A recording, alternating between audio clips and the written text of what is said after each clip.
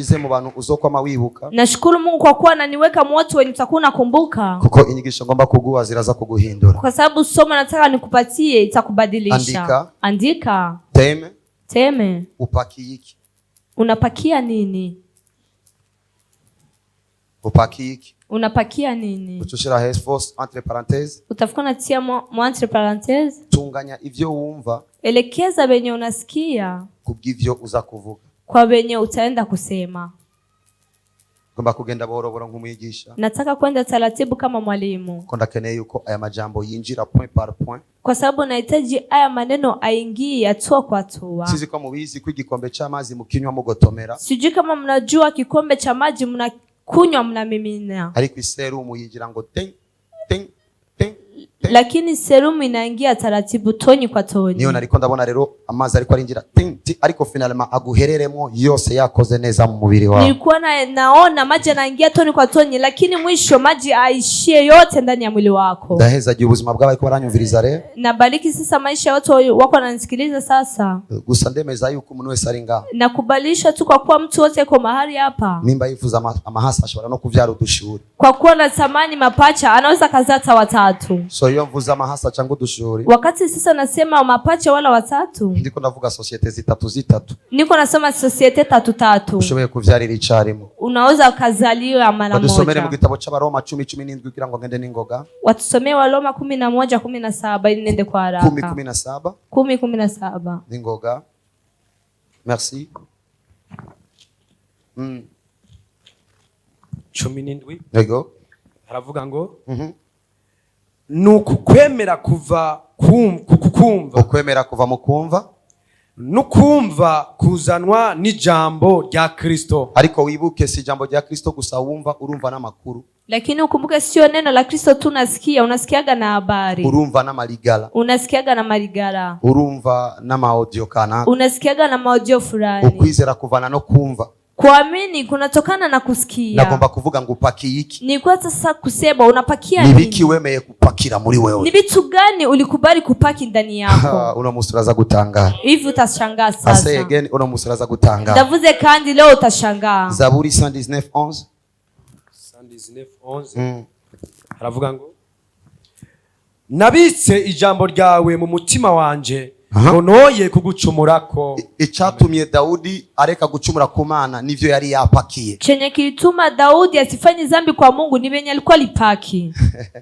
Ndaheza ubuzima bw'uri kwa naho. Nabariki maisha ya mtu mwenye ananielewa. Ngomba gusigura rero. Nataka sasa kutafsiri. Nabitse ijambo ryo mu mutima wanje kugira ngo nayo kugucumurako. Niliweka neno lako moyoni mwangu ili nisikufanyie kwa dhambi. Bisigura ngo icaha cy'umuntu kivana nivyo yapakiye muri we. Inamaanisha dhambi ya mtu inatokana na benye alipaki ndani yake. Ariko no musi. Lakini leo ugiye gutumbera mu izina rya Yesu. Unaenda kuelekea kwa jina la Yesu. Zaburi 119. Zaburi 119. Ijambo ryawe n'itara rimurikira ibirenge vyanje. Ikiri murika ijambo rya jambo nyene wabitse mu mutima. Niryo rigufasha wewe rikazofasha n'abandi. Numucyo umurikira mu nzira yanje. Hajya uzodepoza ikigomba gushika si wewe, hategerezwa kugushika ijambo imbere yo kushika, kuko niyo muco umurikira inzira zawe. Pale utadepose mwenye atafika mara kwanza sio wewe, patafika neno likutolee nuru, kwa sababu chenye kitafika ni nuru kwa maisha yako. Abakobwa muriko muraja mu rugo, imbere yo kushika mu rugo reka ijambo rishike mu rugo, kuko ijambo niwo muco utangura kumurikira ubuzima bwawe imbere yo kugendayo. Wabinti mko mnaenda mdoa, acha neno ndo lianze mdoa, kwa sababu neno ndo nuru inapaswa kuanzia kwenye unaenda. Ndizera ko Imana igiye kudufasha mu mwanya muto. Naamini kwa kuwa Mungu anaenda kutusaidia muda mchache. Ari igicapo nagomba mpereko. Kuna picha nilikuwa nataka nianzie. Tugiye muri Biblia. Tukienda mu Biblia. Imana yiyita umuvyeyi. Mungu anajiita mzazi. Iyo tuvuze umuvyeyi, wakati tunasema mzazi, tutatumva umwana. Tunafika tunasikia mtoto. Iyo twumva umwana, wakati tunasikia mtoto, turumva konka, tunasikia kunyonya imbere yo kumana afungura. Mbele ya mtoto kula. Mu mategeko meza y'abaganga, muamri nzuri ya waganga, basaba yuko atamuvyeyi numwe. Wanaomba pasiwe hata Unafika mzazi hata iyo umoja vanga imfungurwa umwana atararenza amezi 6 anaweza kachanga chakula kabla mtoto kueneza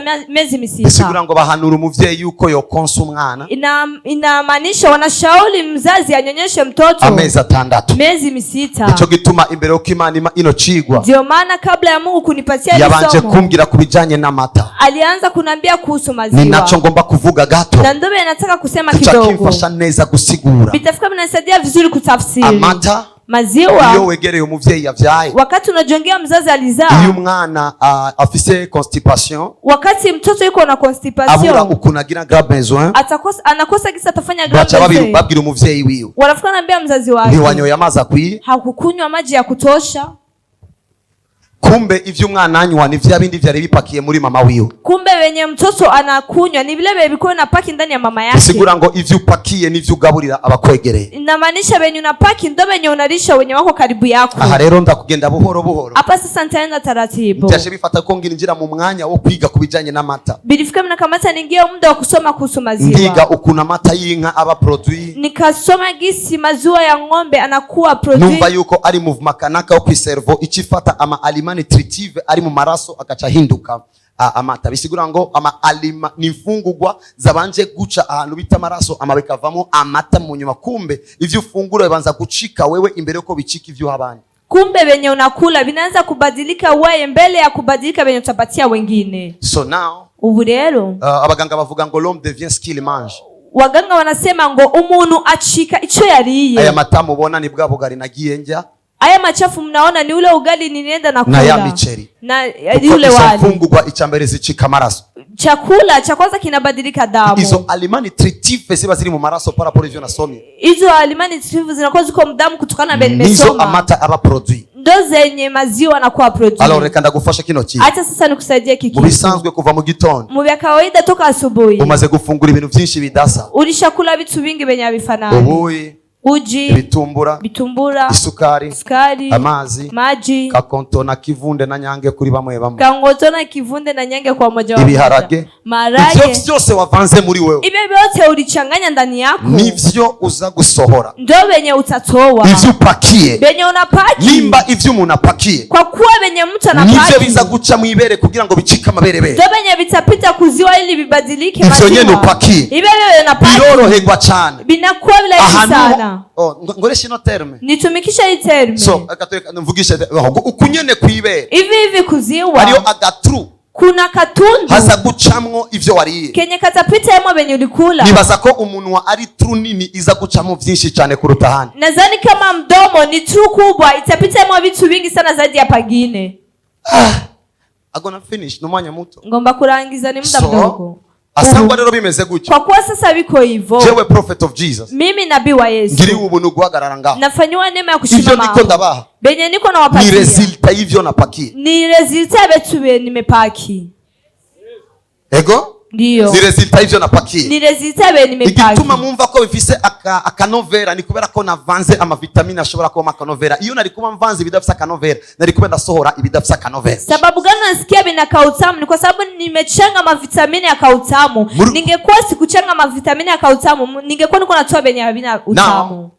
Ukunyene hivi nasomye igitabo cha Matayo, nilisoma kitabu cha Matayo, cha Mariko, numvise TB Joshua for example, nikasikiliza na TB Joshua nza gusohora ibintu vyuzuye ubumana, nitatoa vitu benye binaja Mungu. Reka ndakwereke rero ingorane ziri Mungu amabandanya mu bindi. Acha nikuoneshe tatizo liko mdo afu niendelee. Umugabo yari mu kabare, bwana alikuwa mba bariko baramubwira ibintu biri potopoto, bako banamwambia vitu vya potopoto, ama aciye mu nzira, alafu anapita njia yakiri ibindi bitameze neza, anapokea vingine vya biko vizuri, agenda kugirisha inama abana biwe n'umuryango wiwe, anafika naenda kufanyisha renyo watoto wake na familia yake. Mubisanzwe mu bya kawaida ivyo aza kwiruka aravuga benye atakuwa nasema we yizera ko ari vyera, yeye naamini kama ni vizuri, ariko muri vyo nyene habarimo n'abapoison ariko arabangamira bariko araganira. Lakini mwa hivyo panakuwa pako na uchawi uko na tesa wenye uko anaongelesha, kuko igihe umuvyeyi yariye nabi yonsa umwana imfungurwa mbi ziza ari zera, ariko muri izo hariyo danger.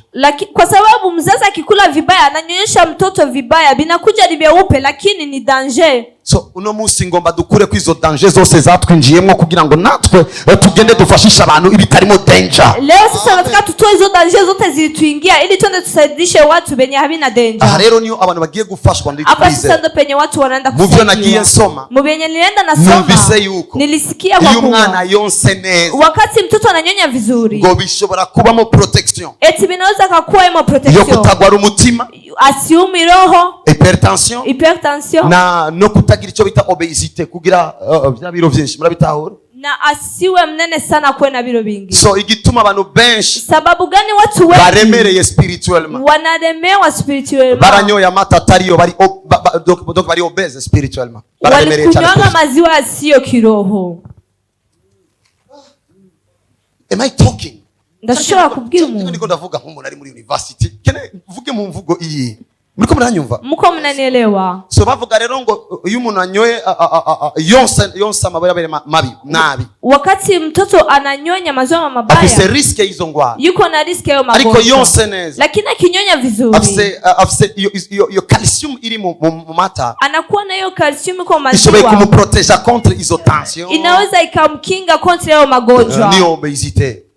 So abantu rero benshi mwisi imwemu baranyoye imvange zitarizo, nico gituma spirituellement bari obese. So nico gituma ni bari sharp spirituellement, mukuzura buzura alaranti, ikintu cyose kiraremereye kuri bo. Watu sasa walinyonya vibaya spirituellement na kujaza wanajazwa alaranti kwa sababu kitu chote ni kizito kwao. Mwisanzwe vya kawaida Paulo avuga ngo tuve mu vyamata tugende kujya ibigumye. Paulo anasema tuke mu maziwa twende kula bigumu, ariko ntushobora kujya ibigumye utahereye ku mata, lakini hauwezi kula bigumu bila kuanzia ku maziwa. Sigura rero inamaanisha sasa umukozi w'Imana yuzuye, chenye mtumishi wa Mungu amejaa nico kikwinjiramo, ndo chenye kinakuingia. Gishobora gusohoka nk'amata kumbe ni poison, ariko ni vyiza yuko gisohoka nk'amata cyuzuyemo ivyunyunyu bishoboye kugufasha mu buzima bwawe. Kinaweza katoka kama maziwa lakini ni poison, lakini ni vizuri kitoke kama maziwa, kimwemo vitu vyote vinaweza vikasaidia maisha yako. Mama beza ndi kumwe nabo ngaho, nyie mama wazuri tuko pamoja, na papa beza ndi kumwe nabo ngaho, na baba wazuri tuko pamoja hapa. Ni vyiza igihe ufisi inama n'abana bawe, ni vizuri wakati uko na mkutano na watoto wako wirinde kwipakizamo amapubele yose, kuko ni waja kubabwira ku mugoroba wibaza kuri kurabaye impanuro kumbe zivanze na gwa rusaku wirimo ku murango, and then abana bacirinjira mu vyago. Ujirinde kujipakiza emo mapubele yote, kwa sababu ukiwaambia jioni utazani kuna waambia vizuri, kumbe kuna waambia yale maneno yote mabaya ulikuwa nayo ishinda emo. So na muvyeyi numa atagomba ko abana bamererwa neza. Hakuna mzazi hata mmoja hapendi watoto wake wawe vizuri. Kirese ko abavyeyi batameze ico kimwe. Kutoa tu kama wazazi wako mamoja, lakini papa wanje kera yaza kutubwira. Baba yangu zamani alikuwa anakuja kutuambia, watoto wangu mwitwararika ibi nibi nibi, mushurikie hivi na hivi. Uonye natubwiye. Huyo mwanatuambia. Avuye mu kabare yumvise ibinyi byinshi cyane. Anatoka mbaya amesikia vitu vingi sana. Bisanzwe ivyo ariko araduha ni vyari bimupakiyemwo, no yagaragara nk'uvuga ngo mwitonde, ubwo bwitonzi nabwo twari kugira kuko yari yuzi ibitari vy'ubwitonzi twabayo tutitonda, kuko yari kwaraduhumekeramo ibimupakiyemo. So Imana irandungitse kuri no mwanya kugira ngo Mungu ananitumana kwa huyu muda hivi. Ivyunyunyu utigeze wakira uvyakirire mu ijambo ry'Imana, and then you go to enjoy the life. Sisi kwa mubizi yuko imbere ko sengera umuntu je ngenda ku masource. Sijui kama mnajua kabla kuombea mtu mimi naendaga ku masource. Parce que na muntu numwe mubi Imana yaremye. Hakuna mtu umoja hata mmoja mbaya mwe Mungu aliumba. Na muntu numwe mubi Imana yaremye. Hakuna mtu hata mmoja mbaya mwe Mungu aliumba. Mais l'homme devient ce qu'il mange. Ariko umuntu aba ico yariye.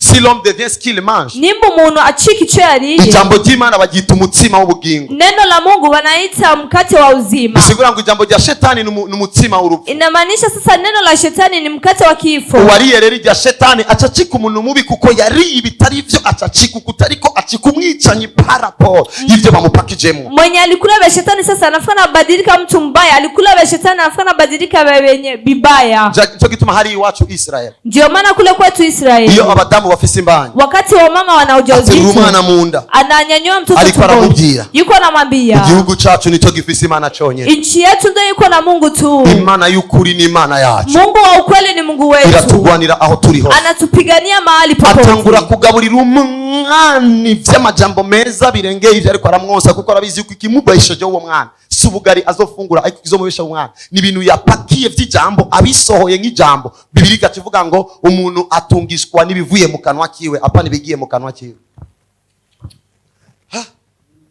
En fait, umuntu atungishwa nibivuye mu kanwa kiwe, right? Mtu benye binatuma naishi ni benye binatoka kinywani mwake. Ariko nimba umuntu atungishwa n'ibivuye mu kanwa kiwe. Kwa kuwa sasa mtu anaishi kwa sababu ya vinatoka kinywani mwake. Ndagasigura kano ka. Nikatafsira kaka kitu. Listen. Umviriza.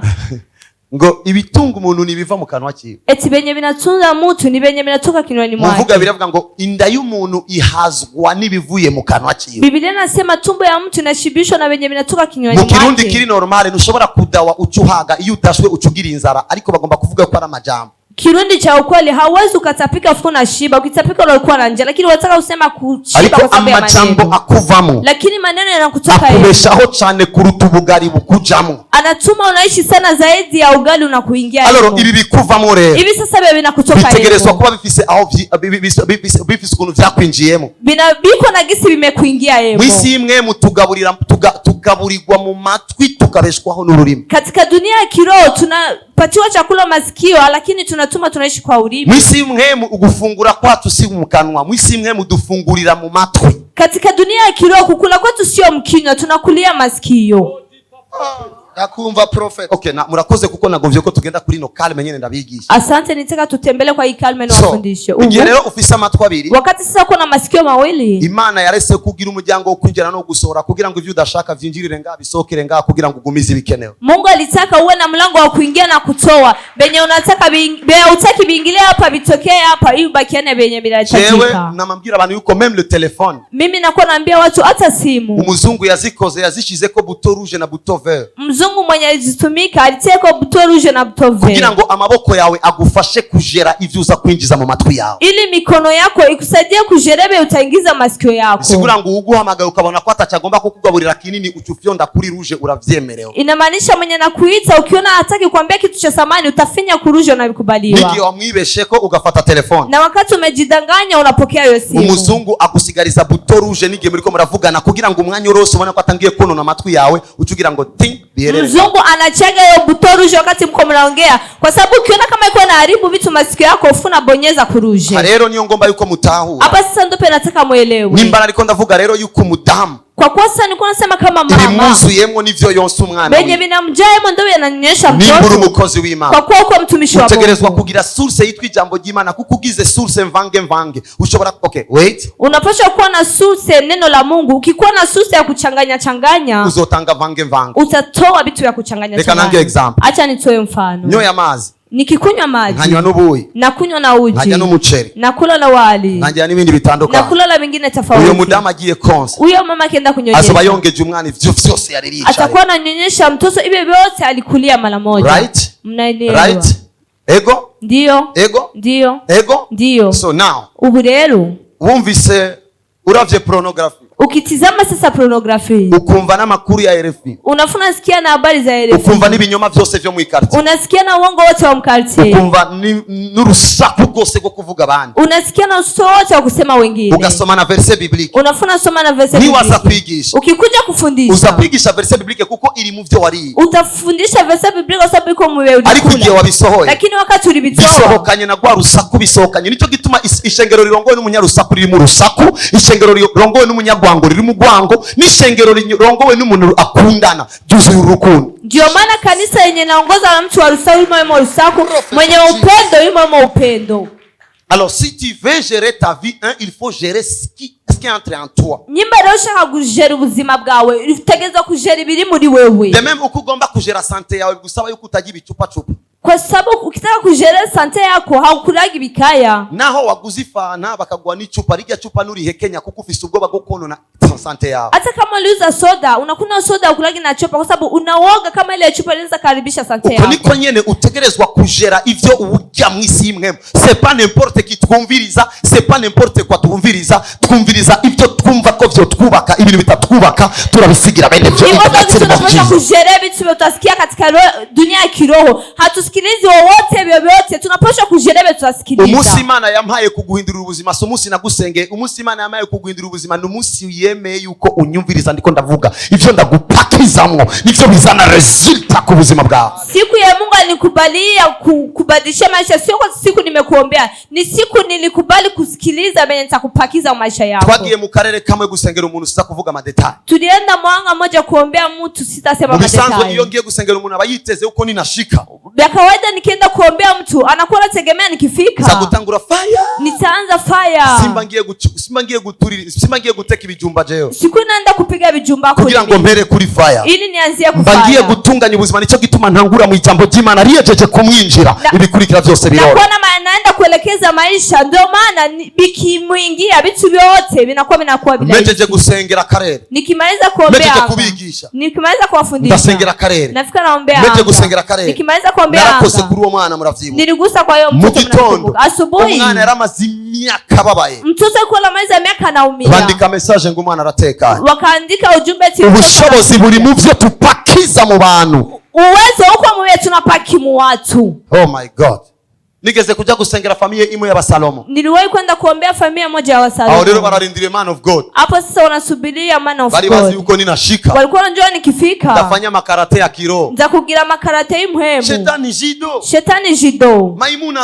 Maimani konzi. Nishikiye munzu. Nilijifikia mnyumba. Ndazingurura Bible. Nikafungua Biblia. Nicariye ku ntebe. Nikaketi kukiti. Ndabaganiriza ijambo. Nikaongelesha neno. Ndabwira Imana ibahezagire. Nikawaambia Mungu abariki sasa. Muzanire gusamaza. Mniletee tu maji. Kuko ari ikintu nabonye mu rupango. Kwa sababu kuna chai nimeona uwani. Meje kubigisha ijambo. Nilipomaliza kuwafundisha neno. Nikamimina hayo maji nikajendea. Bamwe ndibaza ko baciye bidoga. Wamoja nazani walikuwa wanajidoga. Mbona kutuombea sana? Kwa tadusengeye cyane. Bari bazikoza kubasengera bose bagwe. Walikuwa wanajua kama taombea wote waanguke. No, nimba ukeneye kugora ashobora kwikubita jido. Vraiment c'est tellement facile. Kama nataka kuanguka unaweza kajipiga jido, ni vitu birahisi sana.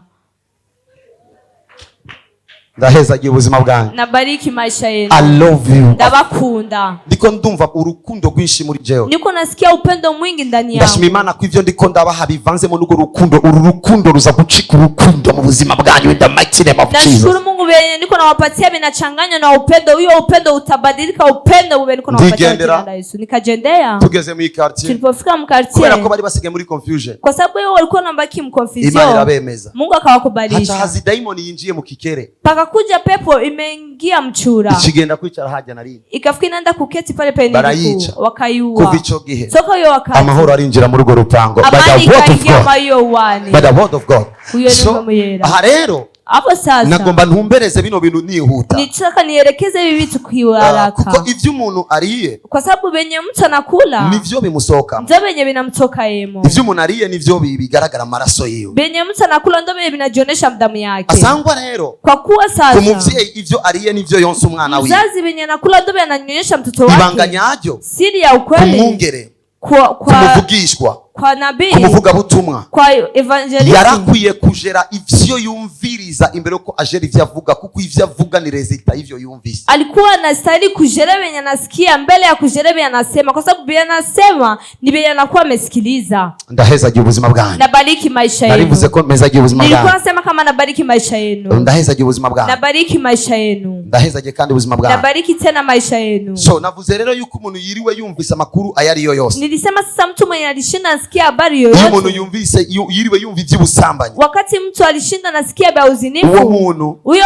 mtu. Iryo jambo aba agiye imuzuyemo nijyo aza kuvuga. Ilo neno linakuwa limemjia dole atasema. Iyo rero ugomba yuko uganira ivyiza. Wakati sasa unataka kuongea mazuri. Sio kubaka urugo rwawe. Ya kujenga ndoa yako. Sange vyo kubaka umuryango wawe. Wala ya kujenga familia yako. Irinde kumviriza abataribo, kuko ni wumviriza abantu bakubwira ivyo gusamburuza kurangiza kumugoroba muri usambuye. Jirinde watu wenye wanakuambia visivyo. Ukisikiliza wakukwambia vya kusambua, jioni utamalizia ukibomoa. Alors ijambo ry'Imana rero niyo mfungurwa dufise. Neno la Mungu sasa ndo chakula tunacho. Biblia yatubwiye rero ngo umuntu ngo ukwizera kuvana n'ukumva. Biblia sasa imetuambia kuamini kunatokana na kusikia. Asangwa Biblia itubwiye ngo ukwizera bivana n'ukumva. Kwa kuwa Biblia inatuambia kuamini inatokana na kusikia. Wumvise nabi wizera nabi. Ulisikia vibaya ukaamini vibaya. Wumvise bitari vyo wizera bitari vyo. Ulisikia visivyo ukaamini visivyo. Nico gituma turi kumwe namwe ngaha. Ndio maana tuko pamoja na nyinyi hapa. Umwe abonye video ngo prophet yasengeye umuntu akazuka. Umwe akiona video ati prophet aliombea mtu akafufuka. Arakijitwe.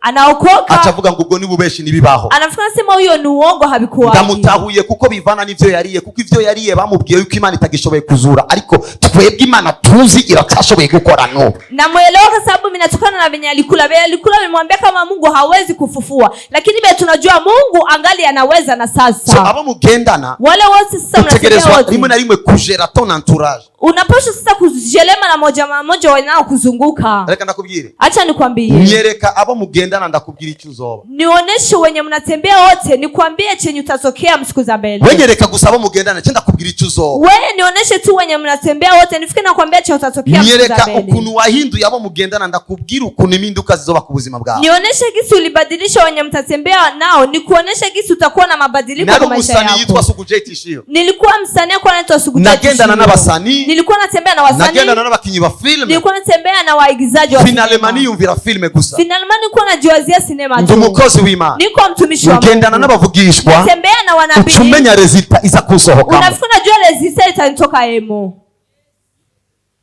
Iyo rero wihaye ligala zabananiranye mu quartier uri wozonanirana next time. Wakati ulijipatia ligala watu wenye wanashindikana mu quartier, uko mwenye utashindikana musiku za mbele. Wihaye ligala zabanyurumogi mu quartier uri munyarumogi wa next time. Ukijipatia ligala ya wavuta banki mu quartier, uko mvuta banki wa siku za mbele. Mon fils ndanezerewe kukubona. Mungu wanje nafurahi sana kukuona. Uyu muhungu wanje Imana imuhezagire cyane. Uyu kijana wangu Mungu ambariki sana. Inahe iwe ishoboye gutangaza abantu bose. Ushuhuda wake unaweza kashangaza watu wote. Biragoye kunywa droge uve muri droge ucutumbera gutya. Ni vigumu sana kunywa droge utoke mdroge ufu naelekea. Muri droge nikiyiko kumeza bagisigaye bagasanga kiragiye. Mudroge na kijiko kumeza wanakiacha wanakuta kimeenda. Ivyo rero yarabibayemo. Ibyo sasa amebishemo. Aho mushoboye gushira inayo barayivuga nco gutuma mvuze nangora. Ushuhuda wake anausemaga ndio maana anausema bila tatizo. Inyota ya droge ubuze na gato ukora icari cyo cyose kugira ngo ironke. Kiu ya droge ukikosa droge na kidogo unafanyaga kitu chochote ili uipate. Kuburyo nabo basiga amasani bagomba gufungura ko basanga imfunguko basanga n'amasani yatwaye kugira ngo ashobore kuronga droge. Paka pale wakiacha masani ili wakule, pale wakuta chakula walikuwa nakuta na masani wameyakosa ili apate droge. Byatanguriye mu ndoto. Lakini habikuanzia ndotoni. Byatanguriye mu bo yagendanye nabo. Bilianzia mu wenye alitembea nao.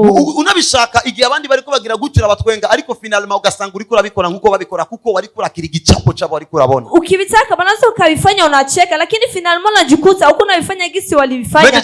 Yuko unapokea picha. Weje kumusengera no kumukorera deliverance. Nikimaliza wakati nimaliza kumwombea na kufanyia deliverance. Namubwiye ngo yiyegereza abantu bo ngaha basenga. Nilimwambia ajongee sana watu hapa wenye wanaomba. Acha chiku musenzi. Anafika na badilika muombaji. Asanzwe akora muri banki amafaranga ni yakora korako tout le temps. Anatumika mbanke pesa ndo nazigusa wakati wote. Niko ndasengera mariage yiwe nitonda nirukana abakobwa bose batari bo kugira ngo shobore gushiravyo. Niko naombea mariage yake kiurahisi, nafukuza wabiti wote wasivyo ili nielekeze wa kweli. Igihe kime mama arambwira ngo twari hebuye. Wakati mmoja mama yake akanambia tulikuwa tulishaacha kabisa. Anshingi naye naratangaye. Wakati alinishuhudia nimeshangaa. Mama we yari ahagaze haje. Mama yake alikuwa anashimama pale. Ndinjira muri profesi. Nikaingia mprofesi. Umudamu yarikuwa arasengarira. Mama mwe alikuwa naomba nalia. Jewe nanje bya bindi byo kuzuzwa. Mimi sasa nizoea kujazwa. Ndagenda namubwira ngo ivyo uriko urasengera Imana irakwishuye. Nikamwambia benye kunaombea Mungu anakujibu. Acha fata frein. Akakamata frame. Uyu mukozi w'Imana yobaza ivyo ndiko ndasengera koko je. Uyu mtumishi wa Mungu anaweza kuwa na jobe niko naombea kiukweli. Kuko muri uwo mwanya nyene umuhungu we alikuwa arafata drogue. Kwa sababu moyo mda yoyo kijana wake alikuwa anakamata drogue. Ariko Imana itananigwa. Lakini Mungu mwenye ashi iramutumbereza. Akamuelekeza. Uno munsi n'umukozi w'Imana. Leo ni mtumishi wa Mungu. Vuba agiye gutangura kuvuga ubutumwa buri mu bushobozi bw'Imana ino. Mapema anaenda kuanza kuhubiri vya uwezo wa Mungu. Muri vicho majeje kuvuga. Mko mnasikia bena maliza kusema. Inyuma yo kuvuga intaye. Nyuma ya kushuhudia. Sinagarukiye ku ntaye. Sikurudia kushuhudia. Naciye ndamugaburira ikindi ngo vuba agiye kuvuga ubutumwa bwiza bw'ubushobozi. Nilifika namulisha kingine mapema mno anaenda kusema mahubiri ya uwezo. Nihuse kumugaburira ikindi kirenge ivyo bamugaburiye kugira ngo ibimejeje kumusukamo bicike reality paraporo yakajya kahise. Nierakia kumpatia kingine zaidi ya benye bamempaki ili benye nampaki yemo bibadilike vya ukweli zaidi ya vile vimeisha. Mama muri ngana abavyeyi muri ngana. Nyo mama mko hapa na wazazi mko hapa. Umwana waratasha. Mtoto wako analudi nyumbani. Akigera ku muryango. Angalia anafika ku mlango. Wambwawe. Wewe umbwa. urakoze kuko umenyesheje ko ari imbwa icyo atarazi numurizo gusa atarafise kubimubwiye agiye kubimenya. Asante kwa kuwa unamwambia kama ni umbwa chenye alikuwa hajui hakukuwa namkia kwa sababu unamwambia anaenda kujua wewe mshenzi. Urakoze kumbwira ko ari umushenzi nazogira n'ingomezi zo kurondera kuko abashenzi na ngomezi nyinshi basaba gukora. Asante kwa kuambia kama ni mshenzi hata kuwa na nguvu za kutafuta kwa sababu washenzi hawakuagi na nguvu za kutafuta. Ukwiye guhindura imvugo. Unapaswa kubadilisha reka gushigikira shetani. Acha kusupport shetani. Ego washavuye. Ndio umesirika. Ariko muhamagare. Lakini mwite. Mugire ngo mwananje. Mwambie mtoto wako. Ibintu vyiza vyonyene nivyo bikurindiriye imbere nico gituma ugomba kwitandukanya abantu babi uzoshikira ivyo vyiza. Vitu vizuri ndio vinakusubiria mbele ndio maana unapaswa kujitofautisha na watu wabaya ili ufikie hayo mazuri. Reka ndabereke n'igituma mwebwe muratabaho ni muzogwa mu vyaha ariko ngo ndabereka abana benshi igituma baguye mu vyaha. Acha nionyeshe sababu gani watoto wengi walianguka mzani. So mwana aratasha. Mtoto anarudi vibaya. Uzopfa nabi. Utakufa vibaya. Embesire. Ubu sasa mu makartier yetu kuko turi ko Maria si. Ubu rero mu makartier ni wacu twebwe twakuriye. Mushenzi. Kapopo. Karozi, every kind of word. Ibintu vyose amajambo yose bana. Uyo ni mama wiwe. Uyo ni mama yake. No mwijoro amubwiye ivyo nyene. Na usiku anamwambia hivyo. Ejo kwizero. Kesho kuzero. Achiyahura na kadogo. Anafika na kutana na kadogo. Asikupanga neza majambo. Anajua kupanga vizuri maneno. Hani. Umwana acatekereza kwanza mu gutambuka kuko iyi mvugo itandukanye. Mama we n'umwansi wiwe uyatangiye kuvuga yibaza ko ari umukunzi we kubera imvugo. Mtoto anafika nenda taratibu kwa sababu huyu msebo unafuna kwa tofauti na wa mama yake. Ari bintu tubaza ko turubaka kumbe tuko turasambura. Kuna vitu tunakuwa tunaanzana kama tuko tunajenga kumbe tuko tunabomoa. None azokwitaba telefone ya mama wiwe cange azokwitaba telefone ya Hani. Hivi sasa atapokea simu ya mama yake wala atapokea simu ya Hani? Aliona abana bazi kuvuga nibatinya no kumita shu, tomate, bitungulusumu, poirot, every kind of word. Kuna watoto wanajua kusema haogopi kuwaita shu, tomate, carrot, bitu vyovyote. Urumva yuko influence umwana wawe n'amajambo yabwiwe n'ujya atandukanye n'amajambo wamubwiye. Wewe wamwise mayibobo ujya yamwise usa n'izuba. Ace yumvire wowe umwita mayibobo cange yumvire umwita izuba. Chenye kinasukuma mtoto wako kwenda huko ni maneno tofauti mumeongea. Wewe umemuita mayibobo, ule amemuita nafanana na jua. Sasa asikilize wewe wala asikilize ule. Mnataka uje niko ndavuga. Unaelewa wewe niko nasema. Chewe magazi imbere y'abakwiza tunga gusa. Mimi nasimama mbele ya tajiri tu. Chewe magazi imbere y'abantu baroranirwa mu bintu byose bakora. Mimi nasimama mbele ya watu wenye wako heli mu bitu bete. Chewe ndi mu gihugu cyambere kimeze neza kuruta ibihugu byose biri ku isi. Mimi ni mu nchi ya kwanza nzuri zaidi ya nchi zote ziko tukutu. Ni Burundi ndabugaburira. Na Burundi mimi naulisha. Simvuga ngo Burundi zora. Je ijambo ivyago na Jonzi. Buri munsi mvyuka ngo ca gihugu c'amata n'ubu. Kila siku namuka ile nchi ya maziwa na. Utayabona na ngorane vuga ubuyi ariko jenze vuga buri munsi amata n'ubu. Ivyo mvuga nico Burundi kibizompa. Benye nasema ndo cha Burundi bitanipatia. Ndaheza je ubuzima bwanyu. Nabariki maisha yenu. Ndaheza je ubuzima bwanyu. Nabariki maisha yenu. Ndaheza je ubuzima bwanyu. Nabariki maisha yenu. So now ubu rero ukwizera kuzana no kumva. Kuamini kunaletewa na kusikia. So yizera ko ari umushenzi kubera ko mama we yamwise umushenzi kenshi. Anaamini kama ni mshenzi kwa sababu mama yake amemwita mshenzi mara mingi. Imani babarira abavyeyi, Imani tubabarire twese. Mungu asame wazazi atusamee. Nishavu mumarira ku bana banyu. Wewe wabaye wa 50 ku ishure abaye wicumu mwisiki juju. Wewe kwa 50 ku masomo anakuwa 10 na muita pumbafu. Mnanangana bisirani. Mundavye nishavu. So abaye wa 30 akikuwa 30 mukire ngo mwananje mwambie mtoto wako urahiriwe uko heri. Zero vuba uzoyihanagura n'ubundi zero bayihanagura vyoroshe usobo wa gatatu next time. Hii zero mapema mno utaifuta kwa sababu zero wanaifuta kiurahisi. Ariko mubwiye ngo uri kijuju. Lakini ukimwambia wewe ni pumbafu. Okay. Yamaze kumenya ko ari kijuju na nimamvu yo gushira effort kuko we ni kijuju nazo kwigeragira effort. Alishajua kama ni kirofa hakuna sababu ya kutia nguvu, alishajua kama ni rofa. Nakiri umwana ngaha yaba uwa 48 mwishure. Nilipokeaga mtoto hapa alikuwa anatoka wa 48. Arambira ngo na Minervare mfise. Akanambia sina Minervare. Ndambira nzokurira Minervare. Nikamwambia nitakulipia Minervare. Nikamwombea. Ndavuga wewe uvise ubwenge cyane. Nikasema uko na akili. Ni wewe uba wa mbere mu gihugu. Ni wewe wa kwanza mu nchi. Ageze muri 6e. Alipofika msizi. Premier trimestre. Uwa mbere na 97%. Wa kwanza na 97%. Deuxième trimestre. Uwa mbere na 98%. Akakuwa wa kwanza na 98%. Yabaye ikikoko c'amanota. Alikuwa kidudu cha. Troisième trimestre. Uwa mbere na mapurusa tutovugira nga. Wa kwanza na mapurusa ya tuwezi kutemea. Ministre acamubwira ngo. Ministre akamwambia. Akira directeur wiwe. Akamwambia directeur wake. Murungike akore concours d'excellence. Mtumane atumike concours d'excellence. Acha aikora wenyene. Akaitumika yeye peke. Ni yakoranye n'abandi. Hakutumika na wengine. Bagomvye basuzume yuko koko ari ubwenge bwiwe. Walitaka wamtizame kama ni akili yake. Ageze muri salle. Alipofika mtaani. Je yambwiye nga nsengera dadi nzokora concours. Mimi naniambia niombe dadi nitatumika concours. Ndamusengera. Nikamwombea. Ariko sinumvise makuru ya concours. Ndavuga okay. kumbe ni konskuru ya wenyene. Kumbe ni konkuru ya yeye Ageze muri peke. sale. Alipofika Yisanga msali wenyene na ministre na directeur. akajikuta yeye peke na ministri na director Bamuhaye wake. igipapuro. Walimpatia Ababwira ngo papeli. murindire gato. Akamwambia msubiri Ndazi kidogo. wambwiye yuko mfise ubwenge. Najua mwenye ananiambia kama Ndazi niko wambwiye ko akili. mfise ubwenge. Najua mwenye ananiambia Abandi kama bose niko barambwira ko ndi akili. kijuju. Wengine wananiambia kama niko Acha pumbavu. kumavi. Akaenda- Baramuraba.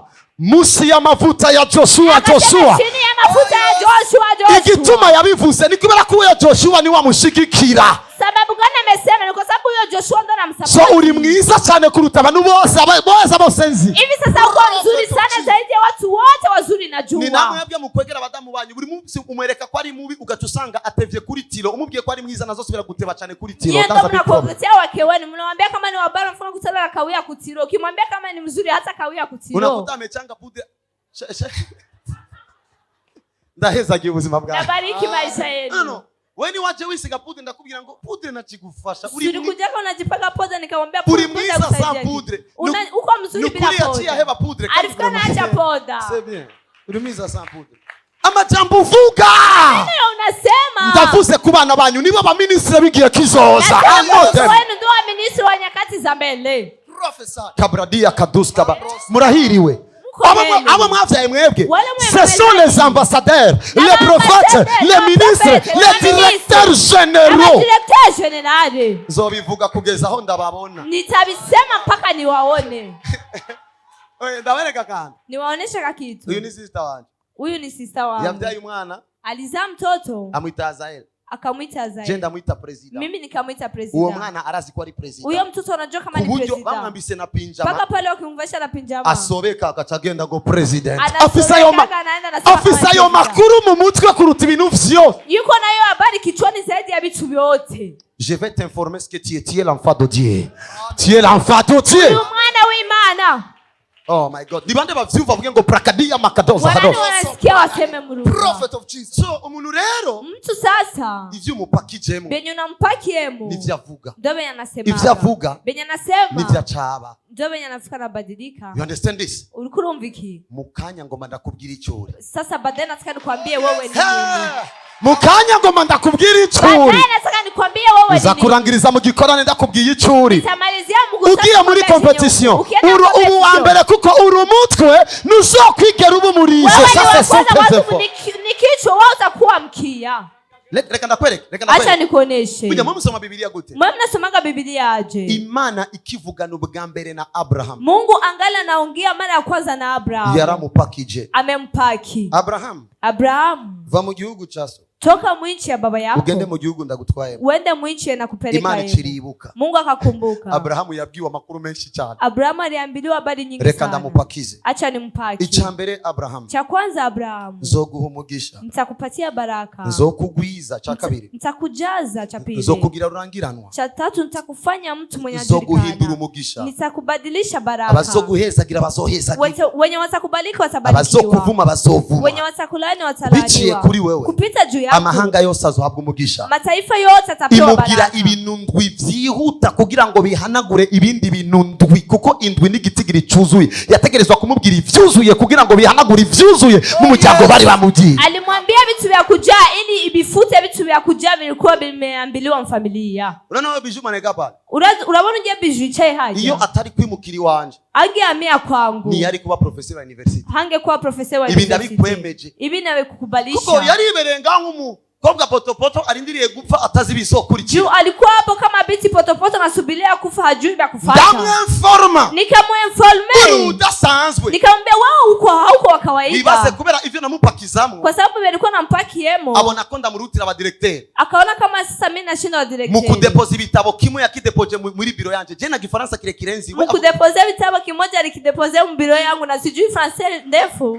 Nanje ndagifata. Na mimi nikakamata hicho kitabu. Chari juzu ya maformule my friend. Kikuwa kinajaa maformule. A gauche à droite na nimwe narinzi. A gauche à droite sikuwa najua hata moja huko. So musi rero kuja kupresent igitabo. Siku sasa ya kwenda kupresent hicho kitabu. Ndamubwira twambare nibisa kugira ngo ugire confiance isani yanjye. Nikamwambia tuvale vya kufanana ili uwe na confiance ya kufanana na yangu. Nari nicaye haja. Nilikuwa nimeketi pale. Shize n'ukuguru hejuru. Nimetia na mguu juu. We arazi gifaransa kirekire. Yana jua français ndefu. Quand même vous savez oui la famille. Ça non. jewe rero icyo gifaransa yacuzi my friend. Mimi za Francais ndefu sijui. Je mvuga kameme donc ariko turumvika. Mimi nasema kameme donc lakini tunaelewana. Depuis la colonisation européenne le Burundi était un pays pauvre. Ariko turumvika. Lakini tunasikilizana. Ndaheza ubuzima bwanyu. Nabariki maisha yenu. Ni bande bavyumva bwe ngo Yesu urakoze. Wanani wanasema Yesu asante. Wewe alikuwa presenter mu Gifaransa. Yeye uko na presenter mu Francais. Nanje ndiko ndaraba haja. Na mimi natizama pale. Bradia kabradido kazumbra hadigash. Mangra naravuze mu ndimi my friend. Nilisema mu lugha ndugu. Akiheza kupresenter. Alipomaliza kupresenter. Representer aramuhamagara. Representer akamuita. Agiheza kupresenter, representer aramuhamagara. Anaweza kupresenter, representer akamuita. Agiheza kupresenter. Anaweza kupresenter, representer akamuita. Prophet of Jesus. Prophet. Aramubwira. Akamwambia, urashobora kuronka kuru ngaho. Unaweza ukafundisha kuru. Icyambere guhabwa kuru muri university na diplome batariyeguo ategezwa kugira ubwoba. Kwa sababu kupatiwa kuru ku university na hana diploma napasha kuwa na arabimbwira. Akakuja akabinambia. Yamenye wabibwira. Alijua na mwenye tabia. Ndabwira mu misiri imbere ni wowe uri kurigisha kuru nyinshi undi ari kumubwira ngo we university urayize jana na university narize sinigeze ndayijako ariko ndamubwira kama msiku za mbele ndo atafundisha kuru nyingi anambia we university unajua si juu sijawahi isomea yako mimi sinigeze muri university ariko imvugo yanje yarashize muri university lakini msemo wangu ndamubwira ni wewe uzo kwigisha kuru nyinshi cyane nikamwambia wewe utafundisha kuru nyingi sana na diploma ni barahimua ngo azokwigisha nyinshi hawajampatia hata diploma ngo atafundisha nyingi ikiwa chose mama yake kuru wakati wote wanampatia kuru yacha yibuka alikuwa anafikira kumbuka fisu munambira positive niko na mtu ananiambia positive daddy lamuka vyuka niombe sengera ngiye kwigisha naenda kufundisha yabimenye nasema nanje ngamupakiza na mimi nampakiza na ubu yigisha kuru 25 muri université sagesse hivi anafundisha kuru 25 mu university ndakubona uri wa mbere aho uri hose in the mighty name of Jesus kwanza popote kwa jina la Yesu eske ndiko ndafasha umuntu avuge ngo ndafashijwe ndiko nasaidia mtu aseme nasaidiwa remember umusi uzoja hano gukora akazi ni wowe ugiye gutumbereza akazi kuko igituma bakwinjijemo niko vyabagoye avant toi ugiye kujayo kugira ngo bitumbere in the mighty name of Jesus siku utaenda kuomba kazi wewe utaelekeza kazi kwa sababu vilikuwa vigumu mbele ya wewe kuingia hivi umeingia unaenda kuvielekeza ndatuye yuko ibidasanzwe bibaye na kili kwa bisiyo ya kawaida ndatuye ko ibidasanzwe bibaye bisiyo ya kawaida ndatuye ko ibidasanzwe bibaye bisiyo ya kawaida vinatokea in the mighty name of Jesus sina juu ubushobozi bwa